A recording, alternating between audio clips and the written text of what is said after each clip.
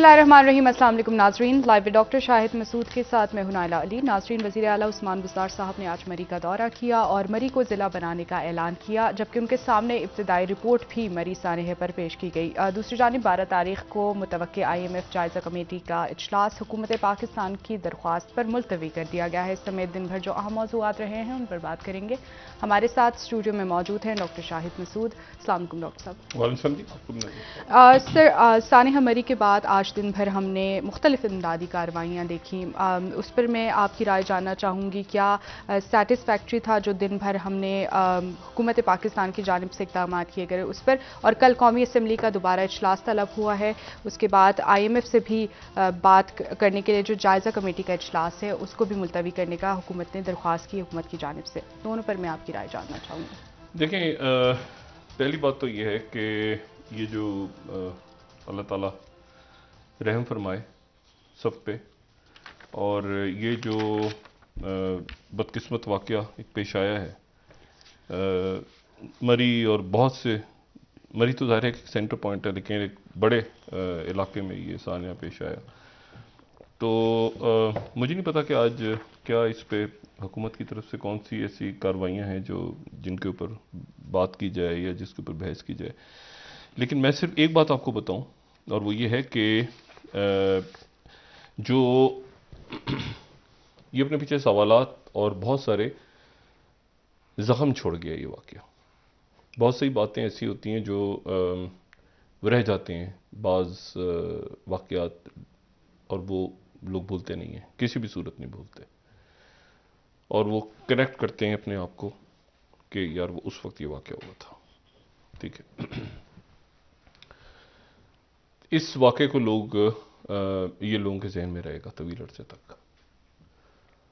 और इसमें जो मैंने कल भी बात की थी और मैं आज बात दोबारा उसको दोहरा रहा हूँ। आज वज़ीर आला इंतरिम मोहतरम उस्मान बुज़दार साहब तशरीफ़ ले गए, हेलीकॉप्टर पे गए और उन्होंने जाके दौरा वगैरह आज किया दिन में। और उस वक्त तक ज़ाहिर है कि जब ये दौरा हो रहा था तो साथ ही हमारे पास उससे पहले वो मनाज़िर अफसोसनाक आ गए थे कि जो जहाँ बाग लोग हैं, शोहदा हैं, जहाँ बाग हैं, जानों से गए, वहाँ पे बच्चे, मासूम, फैमिलीज़, ख़वातीन, नौजवान, तो उनकी नमाज जनाजा अदा करने के, और फिर ये कि कुछ की मैयतें मुख्तलिफ दूर दराज इलाकों में जहाँ से वो आए थे, तो उनकी नमाज जनाजा में लोग, मुझे सरकार के लोग कोई नज़र नहीं आए, ना वहाँ पे इंतज़ामिया के कोई लोग नज़र आए। एक मैं आपको बताऊँ, ये एक बड़ी रवायात होती, इसका कोई सियासत वयासत से ताल्लुक, एक रवायत होती थी मुल्क में, पाकिस्तान में। इमरान खान साहब कहते हैं कि मैं पाकिस्तान के साथ साथ बड़ा हुआ, नवाज शरीफ साहब भी पाकिस्तान के साथ साथ बड़े हुए, ये सजरदारी साहब, सारे MNAs, MPAs, ये ब्यूरोक्रेट्स, हमारी इस्टेब्लिशमेंट, सारे पाकिस्तान बड़े बड़े उहदों पे बैठे हुए बिजनेसमैन, सारे पाकिस्तान के साथ साथ। एक रवायत होती थी बड़ी बड़ी, उसका कोई सियासत से ताल्लुक नहीं था। वही होता था कि जब कोई वाकया, कोई हादसा पेश आता था, तो एक SOP था, आप समझ लें कि एक SOP होता है ना, कि लाजमन एक काम होता था, और वो ये होता था कि जख्मियों की अस्पताल में इयादत वुज़रा कर रहे हैं, अपोजिशन के लोग कर रहे हैं, गवर्नर, वज़ीर आला, वज़ीर आज़म, सदर, और उसके बाद वो जो जहाँ पे जिन घरों में मैयतें हैं वहाँ पर ताज़ियत के लिए, या ये है कि कोई ना कोई उस इलाके का MNA और MPA, या उस इलाके का वज़ीर, या उस इलाके के जो भी, वो उनके जनाजों में शरीक होते थे। इसका सियासत, ये उस वक्त की बात है कि जब ये बहुत ज़्यादा मीडिया नहीं था जी। तो उस वक्त ये भी नहीं होता था कि तस्वीरें उतरेंगी और छपेंगी, या शायद होते हो, लेकिन ये रवायत थी। अच्छा, अब ये है कि मैं कभी कभी सोचता हूँ कि ये बड़ा एहसान कर दिया। ये जैक डॉर्से ना होता और ट्विटर ना बनाता वो, तो ये मुल्क कैसे चलता? तो कितना बड़ा एहसान किया है जैक डॉर्से ट्विटर बना गया। और ये कितना बड़ा एहसान है ये स्टीव चैन और ये जावेद करीम, जो जर्मन आज़ाद बांग्लादेशी नौजवान, और चैड हरले, इनका कितना बड़ा एहसान कि इन्होंने यूट्यूब बना दिया। मतलब ये अगर ना बनाते तो हुकूमत और ये इंतज़ामिया, ये पाकिस्तान कैसे चलता? अच्छा, क्योंकि चल सारा उधर ही रहा है ना, ट्विटर पे और सोशल उस पे, यूट्यूब पे, हाँ चल उस पे चल रहा है। तो ये शुक्र है कि ये बना गए, तो ये थोड़ा बहुत चल रहा है, हमें पता चल जाता है कौन सा शख्स क्या सोच रहा है। फर्ज करिए ये ना होता, बात है ना, ये ना होते, दोनों चीजें ना होती, ये बैन हो जाए, बंद हो जाए एप्लीकेशन, तो ये किस तरह चले? ये हुकूमत, ये इंतजामिया, अब तो सारे के सारे सब जो है वो सोशल मीडिया है। ठीक है, अच्छा, इसको ये भी हम कह सकते हैं एक तरह से, अगर इसकी पॉजिटिव रिपोर्टिंग करें तो ये भी कह सकते हैं कि हम फ्यूचरिस्टिक हो गए हैं बहुत, तो फिर हमें मतलब आगे जाके मार्स वगैरह पे या कहीं पे वो वेब स्पेस में एक दुनिया बना लेनी चाहिए आगे फ्यूचर में, कि ऐसे टेक्नोलॉजी में जमीन पे कुछ नहीं है, मतलब वहां पर इलेक्शन भी वहीं हो रहा है। आप बताएं कौन सबसे अच्छा है? 10,000 ट्विटर अकाउंट्स ने ओके ओके कर दिया, हा हा हा हा। ये संजीदा लोग हैं, यानी संजीदा उहदों पे, संजीदा नहीं माजर के साथ, जो बड़े उहदों पे बैठे हुए हैं, जो संजीदा लोग हैं वो अपना काम कर रहे हैं, चाहे वो बिजनेसमैन हो, चाहे वो सियासतदान हो, चाहे वो छाबड़ी वाला हो, चाहे वो डॉक्टर हो, संजय वो अपना काम कर रहे हैं, वो काम कर रहे हैं। इंसानियत, वो मजहब भी नहीं देख रहे, वो जात पात भी नहीं देख रहे, उनको तस्वीरों काम कर रहे हैं। और एक दुनिया अलग है जो कि ट्विटर, यार मेरा कितना चला, कितनी दफा गालियां, वो यार देखो कितना, देखें सर ये देखें ना, मैंने गाली दी तो उस गाली को 10,000 लोगों ने सर गाली पसंद की है। अच्छा करो, गौर करो, ये इस्लामी जमहूरियत पाकिस्तान का सिस्टम ऐसे चल रहा है सर। अच्छा, हकीकतन ऐसे चल रहा है, ये मैं कोई तंज नहीं कर रहा, मैं हकीकतन बता रहा हूं, हकीकतन ऐसे चल रहा है इस वक्त। ठीक है, मतलब सबने एक एक ट्वीट करके अपनी जान छुड़ा ली, खत्म हो गई बात। एक एक वो डाल के उस पर वो खत्म। एक तो बात ही हुई, दूसरी बात ये सवालात जो खड़े हो गए हैं बीच में दरमियान में, ये तो छोड़ देना, ये तो एक अलग दुनिया है, इनका तो मेरा नहीं ख्याल कि कोई समझाने का फायदा है। सवाल ये है, पहला सवाल जो है वो ये है कि वो जो नौजवान है, जो पुलिस का एएसआई, उसकी जो कॉल है, वो ये कह रहा है कि मैं पिछले 18, अब तो 18 घंटे हो गए, 24 घंटे हो, इस यानी मैयतें हमें मिल रही हैं, और मैयतें मिलने से कितने घंटे पहले उनका इंतकाल हुआ है, और यकीनन जब इंतकाल हुआ है तो एक साथ तो नहीं हो गया ना सबका, उससे पहले वो बच्चे, उससे पहले वो फैमिली, एक एक करके, उस वक्त पता नहीं टेलीफोन बंद हो चुका है, क्या हो चुका है। तो इसका मतलब है कि जो सिस्टम है वो एएसआई है। अच्छा, ऐसी कितनी कॉल है, वो अपने भाई को फोन कर रहा है। अच्छा, इसका मतलब है जो सिस्टम पूरा, जो आपका पुलिस सिस्टम है, जो इंतजामिया का सिस्टम है, जो मॉनिटरिंग सिस्टम है, उसमें वो कॉल आ चुकी है कि जिसमें वो, यानी पुलिस कंट्रोल एडमिनिस्ट्रेशन, कोई एनडीएमए यहां पे मौजूद होगा, वहां कॉल्स ऑलरेडी आ चुकी हैं। 18, वो कह रहा है भाई मुझे 18, अच्छा एक नहीं, ये तो एक कॉल है ना जो कि सामने आई है। ऐसी कितनी 100 या कितनी 1000 कॉलें और होंगी जो लोग कर रहे होंगे। देखिए ना, इसका मतलब ये कोई ऐसे नहीं हुआ। हमारे एक बड़े काबिल तरह वजीर हैं, उन्होंने कहा कि ये लुट गए मर गए, जिनके घर में मैयतें जाती हैं ना, उन्होंने कहा लुट गए मर गए वाला कुछ नहीं हुआ, जिनके घरों में मैयतें उठती हैं ना, वो लुटते हैं और मरते हैं। तकलीफ उनको होती है, उनके उनके घर में लोग सरकूबी करते हैं, एहसास उनको होता है, वो कहते हैं कि हम लुट गए और हम मर गए, हमारे बच्चे चले गए हाथ से। जो जनाजे उठा रहे हैं वो लुट गए, वो मर गए, ऐसे है। लेकिन जब आप ऊंचे ऊंचे ईवानों में बैठे होते हैं ना, तख्त पे, उस वक्त आपको नहीं पता चलता कि कौन लुट रहा है और कौन मर रहा है। और फिर आप वही कहते हैं कि रोटी नहीं मिलेगी तो केक खाओ ना, फ्रांस की मलका की तरह। तो बात यह है जो मैं कल कह रहा था, और मैं दोबारा के उसके बाद, अच्छा एक तो ये बात अब सवाल उठा कि वो अगर कॉल्स पहले आ रही थी और वो पुलिस का नौजवान है, इसका मतलब उसने कहां कहां फोन किया होगा। उसने कम से कम अपने एसएचओ को, कम से कम अपने एसपी को, कब कहां कहां फोन किया होगा उसने जब उसके बच्चे मरे होंगे। ठीक है, और ये कॉल्स वो कह रहे हैं मैं 18 घंटे से फोन कर रहा हूं। भाई अब तो कुछ कर लो, 18 घंटे हो गए। अच्छा, फिर उसके बाद एक वक्फा आया होगा, फिर इंतकाल हुआ होगा सबका, और उसके बाद तो आप जरा सोचेंगे टाइम ये कहां तक जा रहा है। और ऐसी और कितनी कॉल्स होंगी जो कि कंट्रोल सिस्टम में होती है, पूरा कंट्रोल सिस्टम है, ये मरी है, ये मरी साथ। ये आप ईवान सदर पे खड़े हो जाएं या यहां पे सुप्रीम कोर्ट ऑफ पाकिस्तान की छत से खड़े हो जाएं या पार्लियामेंट सेशन से या बनी गाला से, तो बिल्कुल सामने नजर आते हैं पहाड़।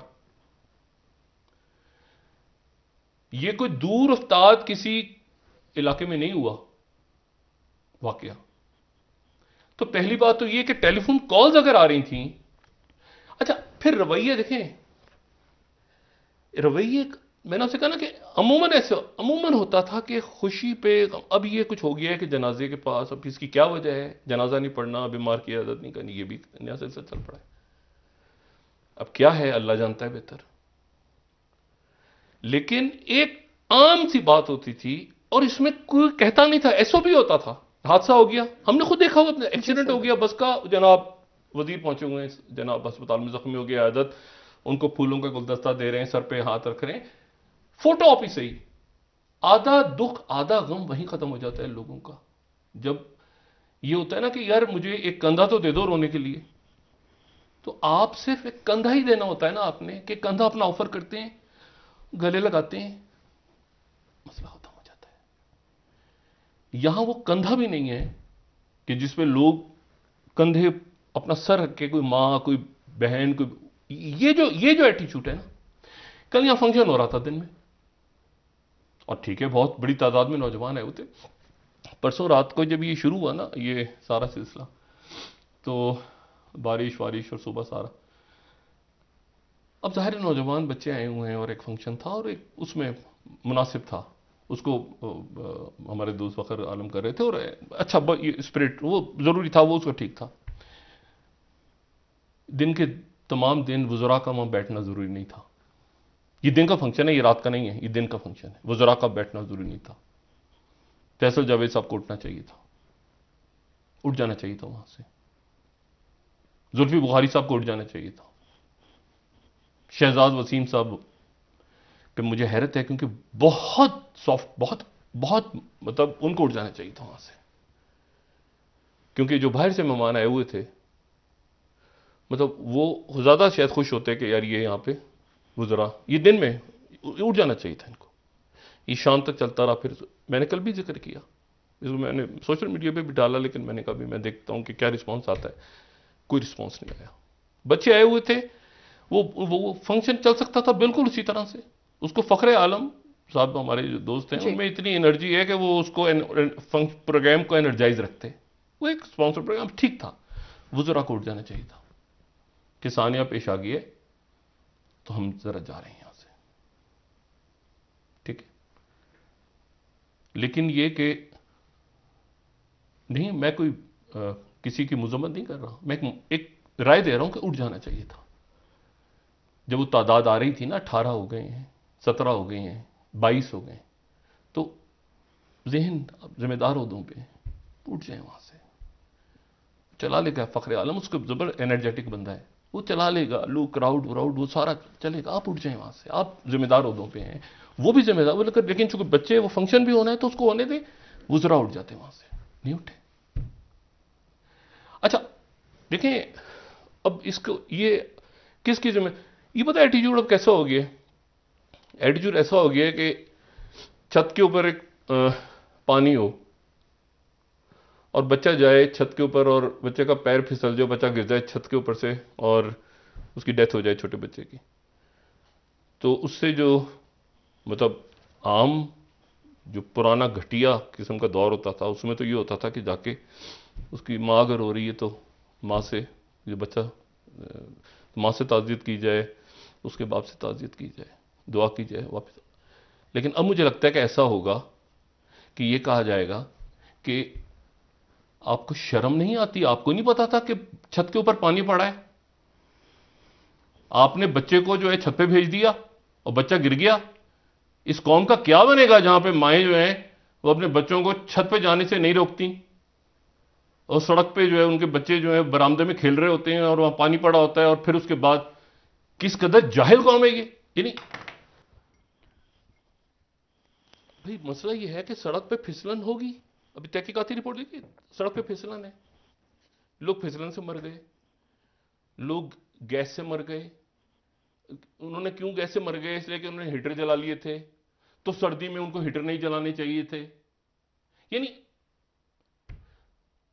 अमेरिका के अंदर वहां पे मौसम कुछ और होता है, वहां पर रहने वालों को पता है, कनाडा में लोग रहते हैं उनको पता है।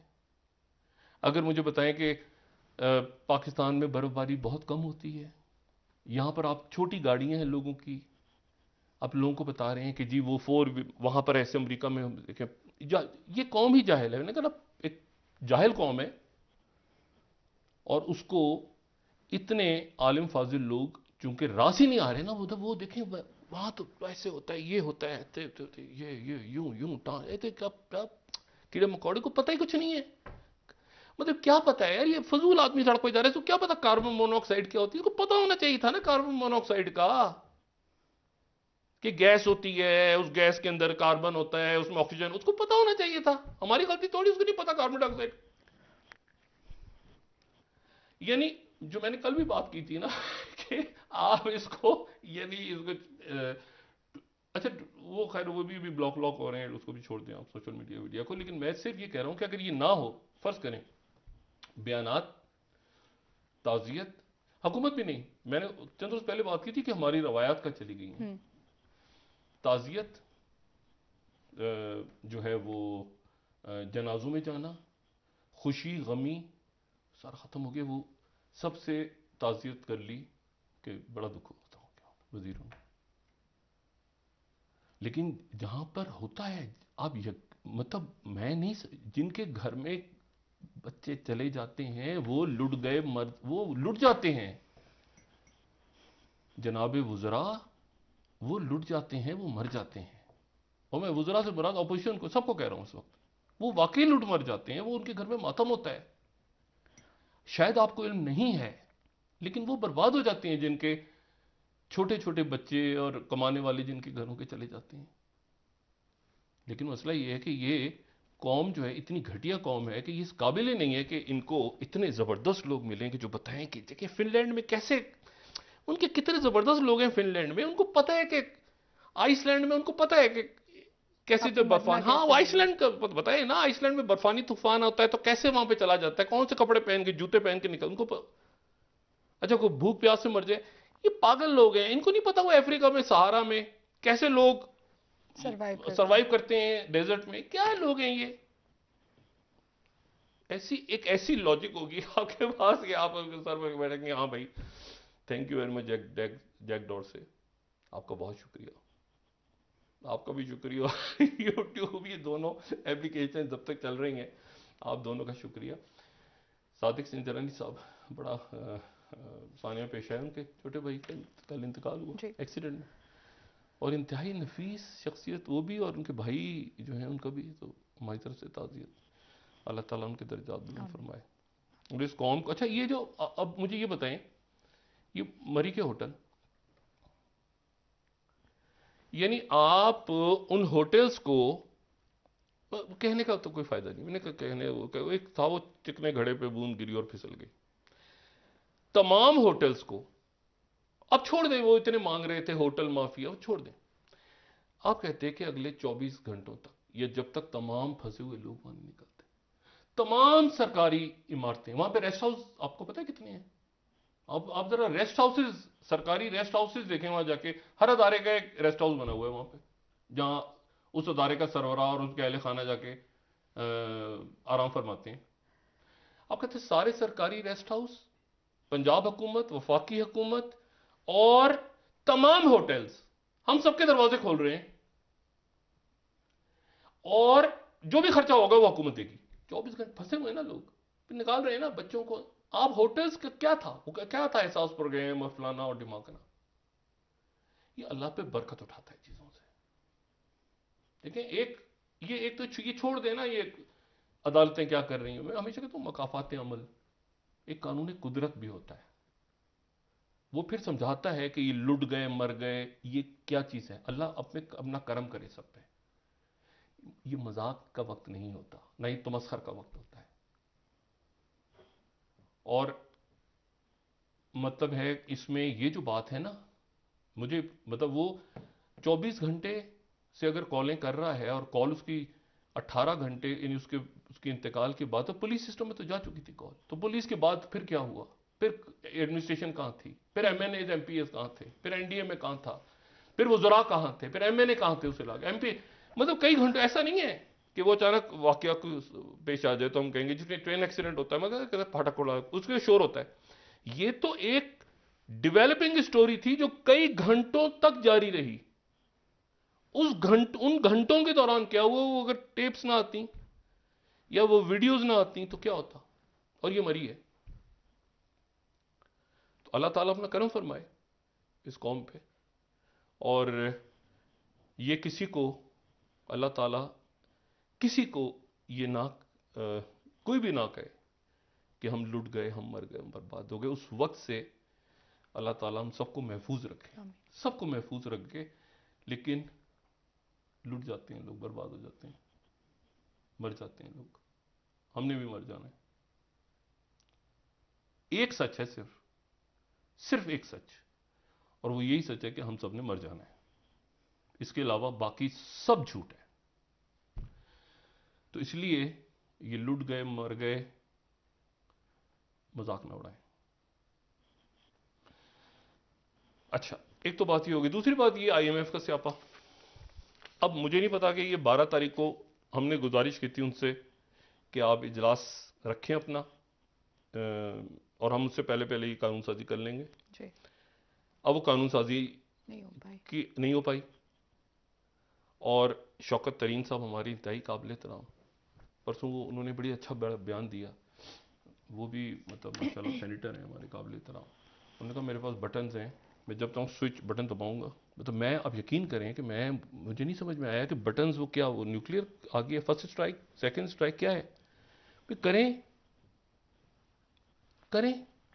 3 साल हो चुके हैं डॉक्टर साहब। नहीं, ये होटल्स, यानी एक होटल, अब एक होटल माफिया है, वो होटल माफिया का यानी छोड़ दें, रहने दें। मैं एक दिन वहां पे गया समोसे लेने के लिए, तो वहां पे एक समोसा मरी के अंदर वो, उसकी पता नहीं क्या कीमत है, इतना सा खोखा छोटा सा समोसे बना रहा था बैठा हुआ, तो 3 गुना कीमत की हुई, तो छोटा सा नन्ना सा कोने पे। मैंने कहा ये मैंने कहा उसको, ये तो उसको एक साइड से आ गया आदमी, तो कहता है जी डॉक्टर साहब आपके लिए। मैंने कहा यार आप मुझे कम दे रहे हैं, मैं छोड़ दें मुझे, ये आप समोसे का रेट क्या रखा हुआ है? कहता है डॉक्टर साहब जाने दें आप। मैंने कहा यार आप क्या कर, तो मैं थोड़ा सा जरा मैंने सख्ती से बात की, तो वो आगे से कहता है डॉक्टर साहब आपको पता है ये जो छोटा सा ठेला है, फिर मुझे शख्सियत का नाम बताया, आपको पता कहता है उनका है, सियासी शख्सियत जी छोड़ देना जो भी। वो कहता है ये उनका ठेला, ये वो सामने उनकी धोबी की दुकान, और ये आपको पता है किस क्या? तो मैंने कहा अच्छा। कहता है ये जो समोसे आप कह रहे हैं ना, आपको ये इसकी 5 स्टार होटल से ज्यादा कमाई है, ये सर्दियों में गर्मियों में सुबह। तो मैंने कहा समोसे, कहता है नहीं अभी सुबह में इस पे पूरियां बनाएंगे, अभी दिन में समोसे बनाएंगे, अभी शाम पे नहीं, ये तो 24 घंटे चलता है, इतना सा खोखा। तो मैंने ऐसे मजाकन कहा, मैंने कहा यार ये तो बड़ा अच्छा काम है, मैं तो सोच रहा हूँ यहाँ मैं अभी खोखा लगा लूँ समोसे। कहता है डॉक्टर साहब आप 2 मिनट में इंतजामिया ले जाएगी उठा के यहाँ से, वो इलीगली खड़ा हुआ था बाहर। अच्छा, बहरहाल तो ये है जो माफिया है। और बेस्ट ऑफ द बेस्ट लोग आपको मिलते हैं हमेशा। जब जल्जला आया ना 2005 का, उसके बाद कितनी दुनिया देखी है और इवेंट्स कवर किए सारे। 2005 में भी ये था कि लोग आ रहे थे खाना लेके, पानी लेके, चादरें, अपने घरों में ठहरा घरों रहे थे लोगों में। को। जब ये जल्जला आया था, जी। उसके बाद सैलाब, लोग आ रहे थे, सब मदद कर रहे थे खामोशी से। और ऐसे भी लोग थे, और ये लोग सिर्फ वहां पे नहीं थे, ये लोग हॉस्पिटल्स के बाहर भी ऐसे, बेस्ट ऑफ द बेस्ट भी आपको मिलते हैं और वर्स्ट ऑफ द वर्स्ट लोग भी मिलते हैं। ऐसे लोग भी मिले कि वो एक हाथ एक खातून का निकला हुआ, मैयत का दबा हुआ, और अंगूठी पहनी हुई, तो उंगली काट के लगे लोग। ऐसे लोग भी थे। ये हॉस्पिटल्स में आप पूछें जाके डॉक्टर से और पैरामेडिक से, हर दूसरे दिन कोई आदमी पकड़ा जाता है, वो जख्मियों को ला रहा होता है बना के, और चूड़ियां उतार लेता है, ये घड़ी उतार लेता है जख्मी की या मैयत की। वो पकड़ के लोग पुलिस के हवाले करते हैं या जूते मारते हैं उसको। तो आपको बेस्ट, और ऐसे भी लोग होते हैं जो साथ ही जाके खामोशी से दवाइयां देकर आ जाते हैं, मदद करके आ जाते हैं। तो आपको बेहतरीन लोग भी मिलते हैं और बदतरीन लोग भी मिलते हैं। लेकिन मसला यह है कि जब ये भाव ताव की खबरें आ रही थी ना, हुकूमत फौरी तौर पे कहती तमाम होटल्स, जब तक वहां से लोग गाड़ियों में अपनी खड़े, जब तक रोड सड़कें नहीं खुलती, आप जो है वो होटल्स में चले जाएं। एक दिन का खर्चा सारे होटल्स का, बच्चों का, उनके खाने का, छोटे बच्चे हैं तो उनके बच्चे क्या खा लेंगे। ये बच्चे जितने हैं इनको आप एकोमोडेट करें अंदर, और इनका खर्चा हुकूमत देगी। अब देखें कैसी बरकत आती है उसके बाद। लेकिन ये कि बस वो एक वक्त होता है, वो निकल जाता है, और उसके बाद वो अपने जुमले भी छोड़ जाता है और अपने जख्म भी लगा चला जाता है। लेकिन फिर उसके बाद जो है वो कुदरत है, कुदरत अपने बंदों पे जुल्म बर्दाश्त नहीं करती। ये मैं आपको बताऊं, कुदरत, अल्लाह अपने बंदों पे जुल्म बर्दाश्त नहीं करता। अल्लाह बर्दाश्त नहीं करता। अच्छा, दो तीन मामला ऐसे हैं जो अगले चंद घंटों में, अब वो मुझे नहीं पता आईएमएफ का क्या होगा उस पर। शौकत तरीन साहब अब उनसे कमिट किया था, वो इजलास नहीं हो रहा, वो इजलास 28 को हम कह रहे हैं। 28 से पहले क्या होना है, 28 वो कौमी असम्बली का इजलास होगा, उसमें सियासत होगी, क्या बयानात होंगे मैं नहीं जानता, वो तो कल बात करेंगे। लेकिन मैं सिर्फ एक मजमूई तौर पर एक, अब इस पर पता नहीं अफसोस का इजहार भी किया जाए या क्या किया जाए। ठीक है, मतलब है कि लोगों, अच्छा है कि लोग जो है ना ऐसे हालात में अपने इर्द गिर्द देखा करें तो अच्छा लगता है। अगर लोग अपने इर्द गिर्द मुसीबतों के दौरान देखना बंद कर दें और आसमान की तरफ देखने लगें, उन माशरों में, उन बस्तियों में गड़बड़ हो जाती है। तो मैंने कहा ना कि वो वक्त नहीं आना चाहिए जहां पे लोग आसपास देखना छोड़ दें और आसमान की तरफ देखें। अच्छा, तो यानी आसमान की तरफ देख के दुआ तो करनी चाहिए, लेकिन अगर सिर्फ आसमान की तरफ देखें और उनको उम्मीद ही ना रहे कि दाएं बाएं से कोई आएगा, ये मकसद था मेरी गुफ्तगू। अच्छा, इसमें जो है वो तीन चार वाकयात ऐसी हैं जो बज़ाहिर ऐसा लगता है कि बिल्कुल ये कमिंग जो आने वाले चंद रोज हैं उसके अंदर उसमें तय होने जा रहे हैं। और उसमें एक सबसे जो अहम वाकया है वो तो ये है कि देखें, काज़ाकिस्तान में आज उन्होंने कहा, बताया कि 164 लोग, दो बच्चों समेत जो है वो मारे गए, और 5,800 लोग जो हैं वो जख्मी हैं। जख्मी है। कोई 3,000 फौज रशिया की है, 3-3,500, और बाकी CSTO ममालिक की, और कंट्रोल है। आज हालात जो है वो सारा दिन काबू में रहे, ये उनका मीडिया बता रहा था। लेकिन उसके बाद कुछ रशियन मीडिया ने ये कोट किया कि आज भी अलमाती में गोलियां चल रही थी। अलमाती उनका बड़ा शहर, पुराना शहर, पुराना दारुल हुकूमत। नूर सुल्तान तो नया नूर सुल्तान नजरबायोफ के नाम पे बना। लेकिन ये कि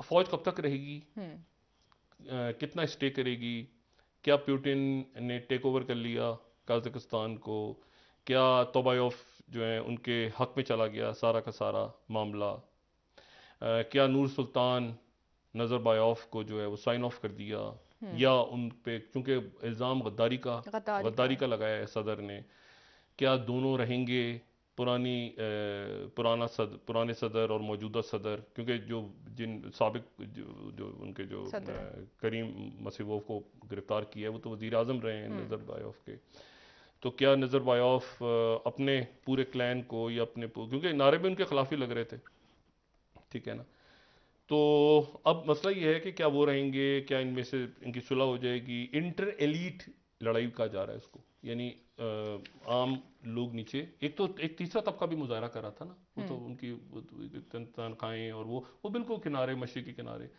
जो है, सॉरी मगरबी किनारा जो रशिया के साथ लगता है वहाँ पे गाँव में, तो वहाँ से मुजाहरे शुरू हुए थे, लेकिन वो फिर कोई और इख्तियार कर गए, फिर उसमें ये सारा मामला आ गया। तो प्रेसिडेंट पुतिन के लिए सबसे ज़्यादा इंपॉर्टेंट है कि वहाँ पे हारमोनी लाएं, और चाइना के लिए इंपॉर्टेंट है क्योंकि चाइना जो है वो चाइना का BRI कि मैं ये काजाकिस्तान और ये सेंट्रल एशिया, कल भी मैंने बात की थी कि वो ये लाजिम है कि वहाँ पे, और वो आ जाएगी, ये स्टेबिलिटी आ जाएगी, क्योंकि यहाँ पर, और वो स्टेबिलिटी कैसे आएगी कि वहाँ पर ये नहीं होगा कि गोलियां चलाई जाएं, और ये अब सब सुकून से आराम से बैठ के मुज़ाकरात होंगे, और ये देखा जाएगा कि क्योंकि लोग निकले थे कि सिस्टम के खिलाफ, कि नूर सुल्तान नज़रबायोफ का ही निज़ाम अभी तक चल रहा है और वही चंद लोग एलिट बैठे हुए हैं, तो उसको प्रेसिडेंट पुतिन बिल्कुल ये चाहेंगे कि वहाँ पुरसकून अंदाज में काजाकिस्तान, क्योंकि काजाकिस्तान का इशू एक और है कि काजाकिस्तान जो है वो वहाँ पर अमेरिकन हैं, अमेरिका जो नूर सुल्तान नज़रबायोफ हैं उन्होंने बड़ी कमाल एक उनकी सफारती पॉलिसी रही कि वो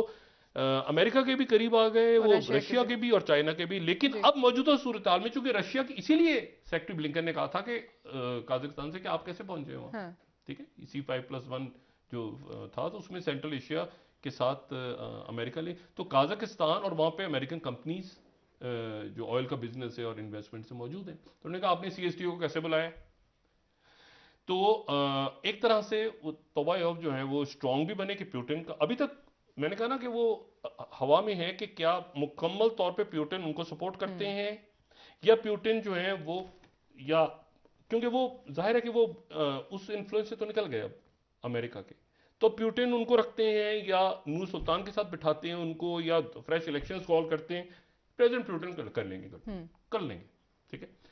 इशू दूसरा ये खड़ा हो रहा है कि एक कल या परसों तो बात ही दो फ्रंट्स में कि सकिन तो नहीं हो जाएंगे इंटरनल पॉलिटिक्स में, तो नहीं, मेरा नहीं ख्याल सकिन होंगे। कल प्रेसिडेंट पुतिन CSTO के लोगों से जो सरबराहान हैं आर्मीनिया के, जॉर्जिया, काजाकिस्तान, यहाँ बेलारूस, तो इन मुल्कों के सरबराहान से वर्चुअल कॉन्फ्रेंस पे बात कर रहे हैं, ठीक है, यानी एक इजलास की सदारत कर रहे हैं जिसमें ये सारे लोग होंगे।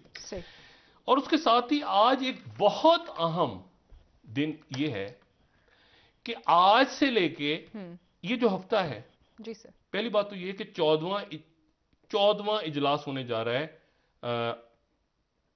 चाइना और इंडिया का, इससे पहले 13 नाकाम हो चुके हैं, 14वां जो है वो 12 तारीख को है, और उसकी टाइमिंग इसलिए इंपॉर्टेंट है कि वो बड़े क्राइसिस के दरमियान, अच्छा यहां पर अब इंडिया क्या थर्ड पार्टी मीडिएशन चाह रहा है, देखें एक बड़ी इंडिया के लिए भी कि अगर रशिया को कहा है कि आप आके इश्यूज को हल करें हमारा सरहदी तनाज़ा, तो क्या ये थर्ड पार्टी मीडिएशन,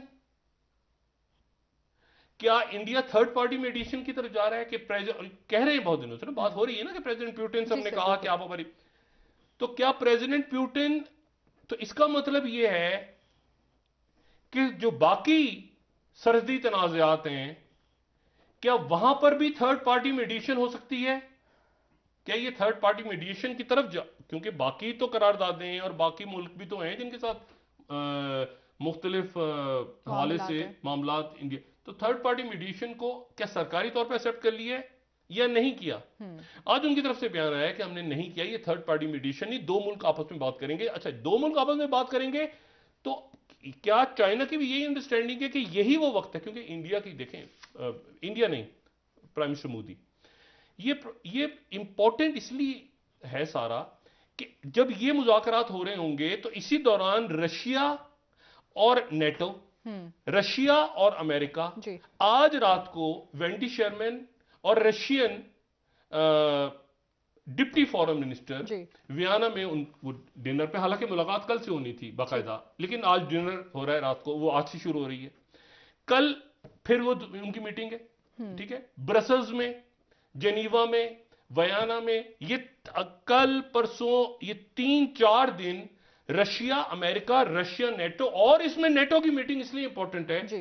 कि उसमें यूक्रेनियन ऑफिशियल्स को पहली दफा नेटो और अमेरिकन बिठा रहे हैं रशिया के साथ। ठीक है सर, यानी कि इस तरह से शो कर रहे हैं कि जैसे नेटो का रुकन है। और मैं सिर्फ एक यहां पे जी। बात करके मैं खत्म कर रहा हूं, ये बात जहन में रखें कि प्यूटिन के लिए यूक्रेन अहम है। वो यूक्रेन, वो ये बिल्कुल ऐसे ही है यूक्रेन में आके बैठना नेटो का, कि जैसे आप कहें कि जी, और प्यूटिन कुछ नहीं करेगा। प्यूटिन के लिए ऐसे ही आप कहें कि जी चाइना की फौज जो है वो जाके कनाडा में बैठ जाए, तो अमेरिका क्या करेगा? अब याद करें क्यूबा में क्या हुआ था। ये भाई क्यूबा में क्या हुआ था? क्यूबा में जब पूरी दुनिया में लड़ाइयां होती कुछ नहीं हुआ। कि क्यूबन क्राइसिस क्या था कि जी यहां सोवियत यूनियन आ रहा है, हमारे साथ आके बैठ रहे हैं, तो एकदम से मिसाइल क्राइसिस खड़ा हो गया था। ये वही सूरत हाल है प्यूटिन के लिए। प्यूटिन के लिए यूक्रेन में नेटो का आना बिल्कुल वही सिचुएशन है जो सिचुएशन अमेरिका ने कहा था कि क्यूबा में जो है यहाँ पे न्यूक्लियर वॉर हो जाएगी। ठीक है सर, एक ब्रेक का वक्त हुआ है, नाजरीन ब्रेक लेते हैं, हमारे साथ रहिए। मिसअंडरस्टैंड नहीं करना चाहिए वेस्ट को इस वक्त कि प्यूटिन क्या कर सकते हैं, कोई भी गलत मूव नहीं करना चाहिए। मतलब इसको तरीके से मतलब हैंडल विद केयर। ठीक है सर, नाजरीन एक ब्रेक, हमारे साथ रहिए।